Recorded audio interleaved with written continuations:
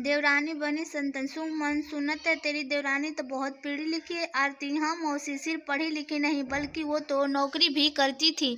सुमन, अच्छा तो तू जरा बचकर रहना। आरती, जरा बचकर रहना मतलब मौसी, मैं कुछ समझी नहीं। सुमन, मतलब कि बड़ी तीखी मिर्ची होती है ये ज्यादा पढ़ी लिखी लड़कियां। पता चला कि तू है तो जेठानी पर वही आकर पूरे घर पर राज करने लगे। वो सुमन आरती के मन में अपनी होने वाली देवरानी को लेकर शक पैदा कर रही थी। दरअसल आरती की शादी 2 साल पहले ही अशोक से हुई थी। वो बहुत ज़्यादा पढ़ी लिखी तो नहीं थी, लेकिन उसने आते ही पूरा घर बहुत अच्छे से संभाल लिया था। अशोक का छोटा भाई था मनीष,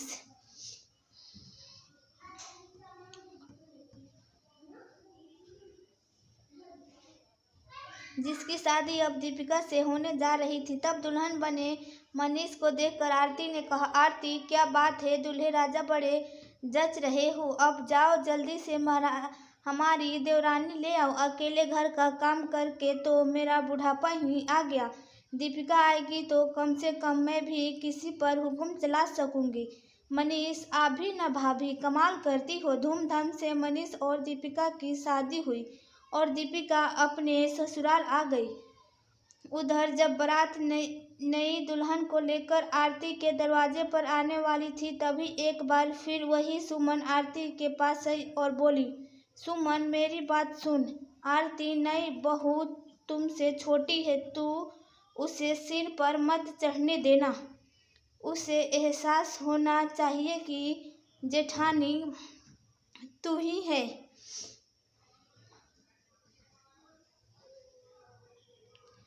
और वो तेरी देवरानी, समझा। आरती, हाँ हाँ मौसी, तुम चिंता मत करो, मैं सब समझती हूँ। उस सुमन की बात आरती के दिमाग में बस गई थी। आरती ने भी ठान लिया था कि दीपिका से थोड़ा सख्ती से पेश आएगी। शादी को 1 हफ्ता बीत गया, सब ठीक चल रहा था। दीपिका बिना किसी के कहे आरती का घर के सारे काम में हाथ बटाती। इस तरह आरती और दीपिका की पटरी अब आपस में मिलने लगी थी। दोनों सारा दिन हंसते और बात करते करते काम निपटाते, लेकिन बीच बीच में आरती को जब भी उसकी मौसी की बात याद आती और वो थोड़ा सा शख्स होने की एक्टिंग करने लगती। एक दिन अशोक, अरे आरती जरा सुनो तो। आरती, हाँ जी कहिए। अशोक, वो दीपिका और मनीष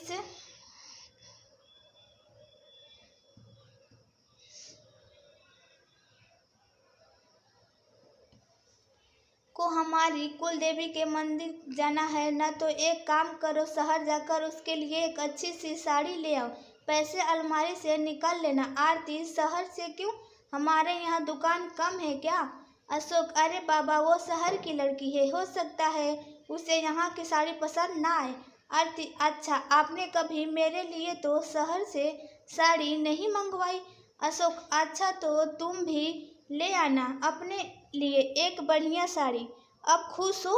और सुनो, मनीष को साथ ले जाना, मुझे कुछ काम है तो मैं कल पूरा दिन बाहर रहूँगा।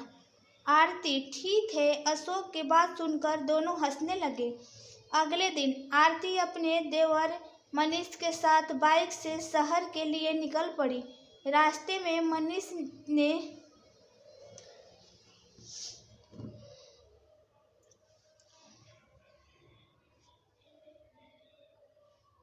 आरती से पूछा, मनीष क्यों भाभी, जेठानी और देरानी की सही बन रही है न? कि आरती तुम बाइक चलाओ, अपने पर ध्यान दो।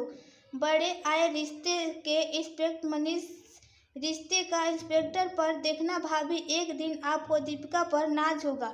आरती मनीष की बातें सुनकर सोच में पड़ गई।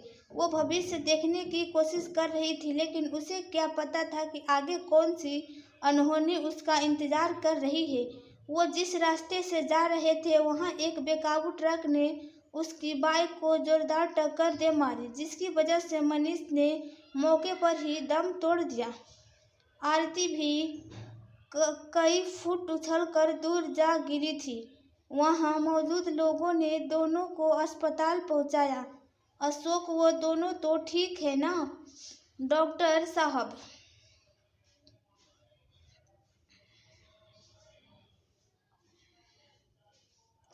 डॉक्टर, आई एम सॉरी, आपकी पत्नी जिंदा है, लेकिन मैं आपके बताना चाहता हूँ कि वो भी एक जिंदा लाश जैसा कुछ है।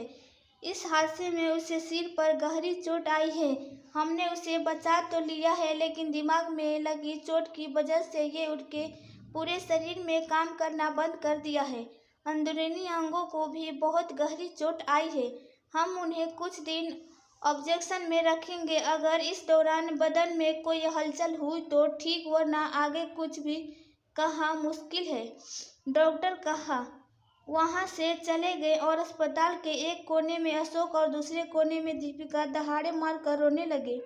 अशोक ने अपने भाई को गवा दिया था और आरती जिंदा लाश बन चुकी थी, तो वो दीपिका शादी के 8 दिन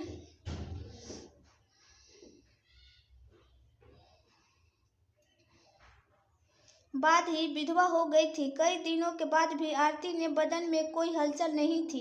डॉक्टर जवाब दे चुके थे। फिर एक दिन डॉक्टर, देखिए अशोक जी, मैं आपको कुछ झूठी तसल्ली नहीं दूंगा। हमारी लाख कोशिश के बाद भी आरती की हालत में कोई सुधार नहीं है।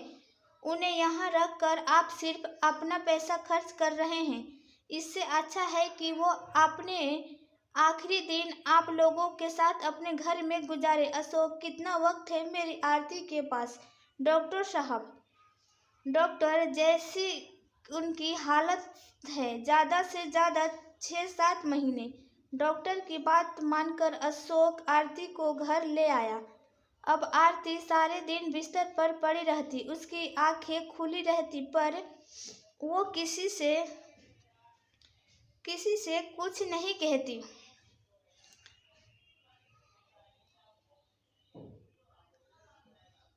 अशोक, चिंता मत करो आरती, तुम देखना सब ठीक हो जाएगा। मैं तुम्हारा बहुत अच्छे से ख्याल रखूंगा। दीपिका, ये जिम्मेवारी आप मुझ पर छोड़ दीजिए। अब अपना ऑफिस देखिए। दीदी, वो आज से मैं संभाल लूंगी। वैसे भी मेरे पास अब करने के लिए है ही क्या? अगर मेरी सेवा और प्यार से दीदी ठीक हो जाए तो मैं समझूंगी कि मेरा जीवन सफल हो गया। दीपिका की बात मानकर अशोक ऑफिस चला गया। इधर दीपिका ने आरती की सारी जिम्मेवारी बहुत अच्छे से संभाल ली। अशोक ऑफिस जाता और दीपिका सारा दिन आरती की सेवा में लगी रहती।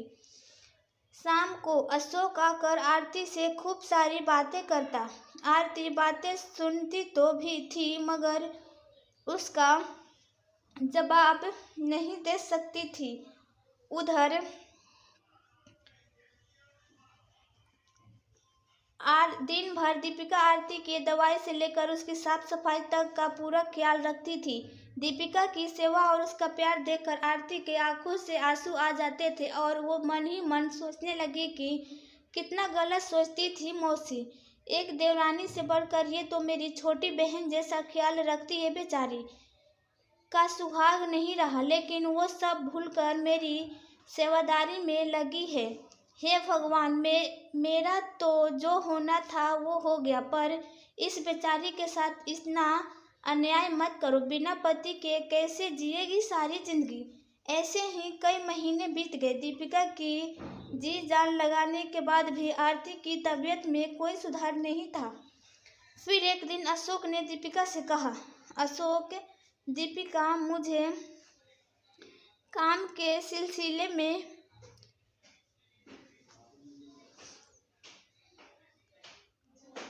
एक हफ्ते के लिए बाहर जाना पड़ा। दीपिका, आप फिक्र मत कीजिए, मैं सब संभाल लूंगी। अशोक के जाने के बाद तो दीपिका हर वक्त आरती के साथ ही रहती और रात को भी उसी के बगल में सोती। आरती अब पूरी तरह से समझ चुकी थी कि दीपिका वैसी बिल्कुल नहीं थी जैसे कि उसने सोचा था या उसे पढ़ाया गया था, बल्कि वो सच में नए जमाने की एक बहुत ही जिम्मेदार लड़की थी। फिर एक रात जब दीपिका सो गई तो आरती ने फिर अपने मन में सोचा, कब तक ये दोनों मेरे सेवा ऐसे ही करते रहेंगे? कब तक अशोक अकेला अपना जीवन काटेगा? कब तक मैं इन दोनों पर ऐसे ही बोझ बनी रहूंगी? ये बातें सोचते सोचते आरती की भी आंख लग गई। एक हफ्ता बीत गया। अशोक वापस आ गया था। लेकिन आरती के पास बैठ गया। दीपिका भी अशोक के लिए पानी लेकर वहां गई। तभी अचानक आरती के हाथ में हलचल हुई। ये देखकर अशोक और दीपिका बहुत ही खुश हो गए। वो डॉक्टर को फोन करने ही वाले थे कि उसने पहले ही आरती का कांपता हुआ हाथ अशोक की तरफ बढ़ा। अशोक ने फौरन आगे बढ़ाकर उसका हाथ थाम लिया और फिर आरती ने दीपिका को भी आंखें से उसके पास आकर बैठने का इशारा किया। दीपिका भी फौरन जाकर आरती के पास बैठ गई। दीपिका, अब सब ठीक हो जाएगा। मैं डॉक्टर को अभी फोन करके यहाँ बुलाती हूँ। लेकिन दीपिका वहाँ से नहीं जा सकती क्योंकि आरती ने उसका हाथ पकड़ा हुआ था। फिर आरती ने एक गहरी सांस ली और अशोक और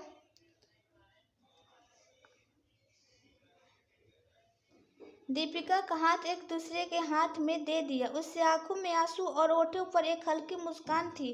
वह क्या कहना चाहती थी यह अशोक और दीपिका अच्छे से समझ चुके थे।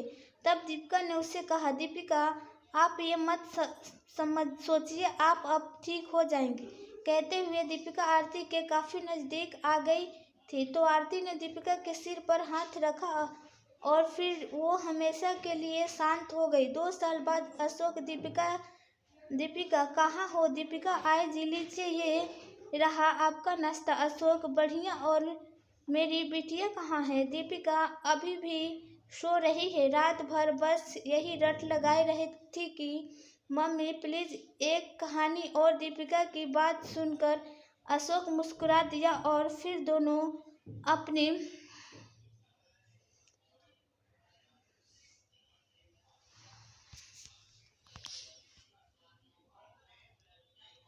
बेटे के कमरे में गए। अशोक, अरे देखो तो जरा, ये बिटिया अभी तक सो कर नहीं उठी। लेकिन अब जब पापा आ गए हैं मेरी आरती को भी उठना होगा ना। आरती, गुड मॉर्निंग पापा।